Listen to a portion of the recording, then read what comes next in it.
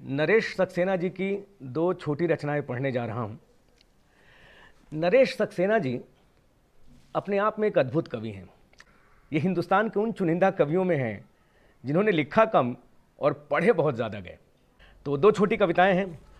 पहली कविता पढ़ने जा रहा हूं, घड़ियां।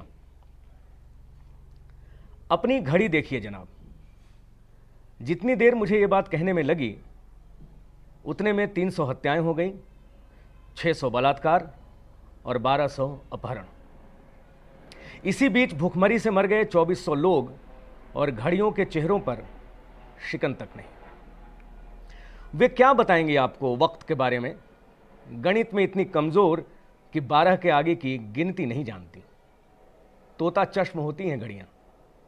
अच्छी कलाइयों पर अच्छे कामों का वक्त बताती हैं और बुरी कलाइयों पर बुरे कामों का। गरीब कलाइयों वाली घड़ियां लखनऊ से दिल्ली जाने का वक्त 10 घंटे बताती हैं, जबकि अमीर कलाइयों वाली बताती हैं महज 45 मिनट की उड़ान। वे होती हैं संवेदनहीन। जरा उनके निर्विकार चेहरों को देखिए और सदन में भ्रष्टाचार की बहस पर प्रधानमंत्री के चेहरों को याद करिए। घड़ियों के वक्त से चलना बंद करिए, उन्हें अपने वक्त से चलाइए। इतिहास में देखिए, क्या किसी वैज्ञानिक ने कभी घड़ी देखकर की कोई नई खोज? किसी सिकंदर ने घड़ी देखकर लड़ा कोई युद्ध? संकट के समय तो कोई बेवकूफ भी घड़ी नहीं देखता जनाब। अपने दिल पर हाथ रखकर सुनिए अपनी घड़ी की टिक टिक।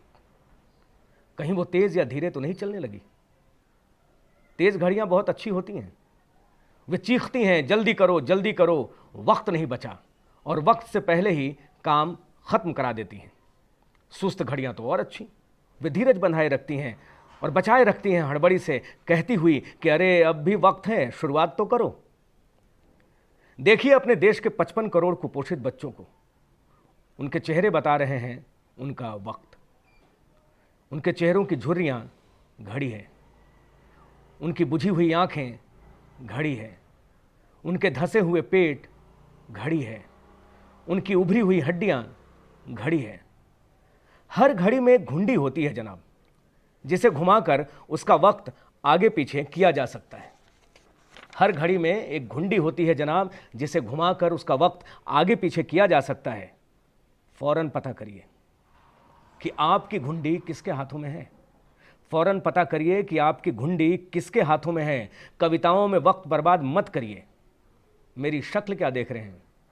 अपनी घड़ी देखिए। जैसे उनकी एक कविता मुझे बहुत पसंद है, जो दूसरी बहुत छोटी सी कविता है।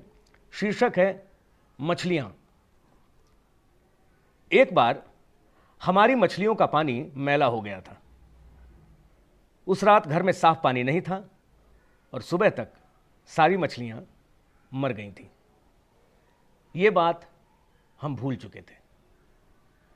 एक दिन राखी अपनी कॉपी और पेंसिल देकर मुझसे बोली, पापा इस पर मछली बना दो। मैंने उसे छेड़ने के लिए कागज पर लिख दिया मछली। कुछ देर राखी उसे गौर से देखती रही, फिर परेशान होकर बोली, ये कैसी मछली? पापा इसकी पूंछ कहां और सिर कहां? मैंने उसे समझाया, ये मछली का म, ये छ, ये उसकी ली, इस तरह लिखा जाता है मछली। उसने गंभीर होकर कहा, अच्छा तो जहां लिखा है मछली वहां पानी भी लिख दो। तभी उसकी मां ने पुकारा तो वो दौड़कर जाने लगी, लेकिन अचानक मुड़ी और दूर से चिल्लाकर बोली, साफ पानी लिखना पापा।